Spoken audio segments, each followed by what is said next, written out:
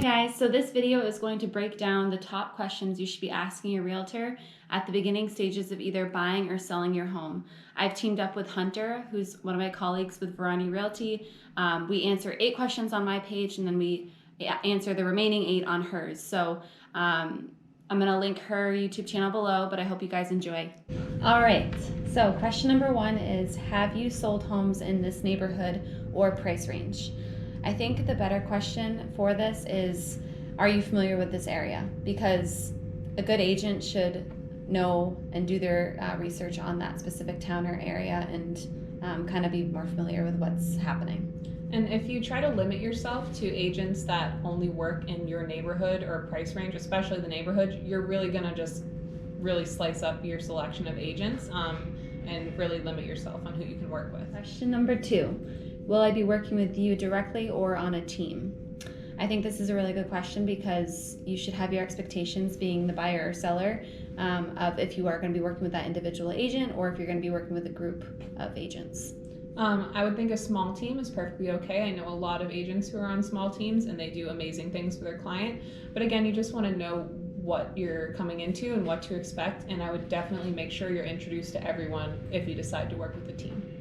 All right, question number 3 is, how do you plan to market the home? Sorry, I just got a call.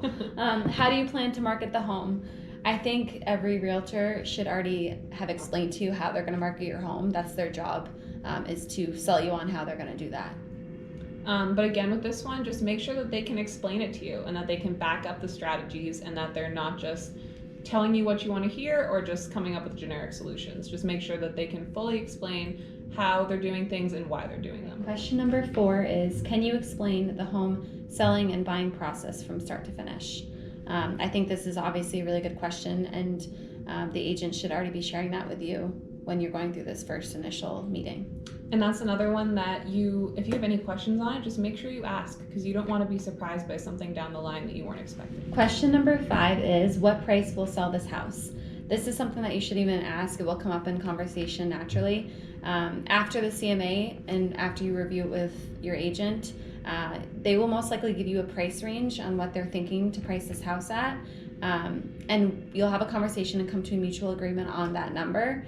And then you'll also have a strategy to back that up, like a timeline on when you might change the price, or if you don't get activity in a certain amount of days, what are you going to do?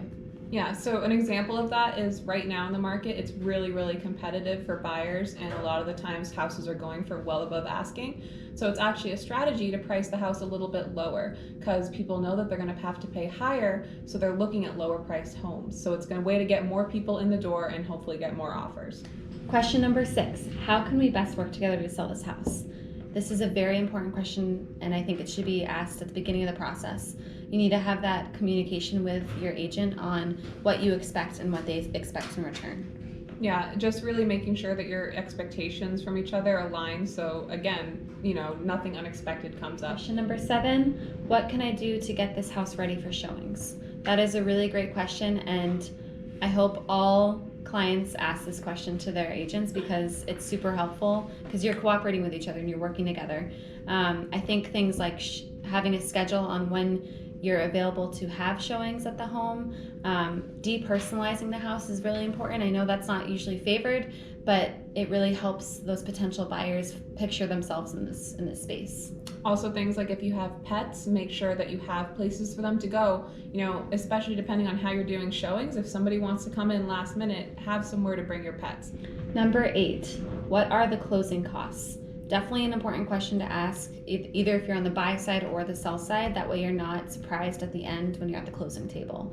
These costs can range from attorney fees to title fees, broker commission, appraisals, inspections, and even more. And don't expect your agent to just immediately be able to give you a number for these because it completely varies with every single transaction. But at some point, they should be able to give you a pretty solid estimation of what you're going to expect, especially if you're the seller. Thanks for watching, guys. Go to Hunter's page for the other 8 questions that we answered together. Bye. Bye.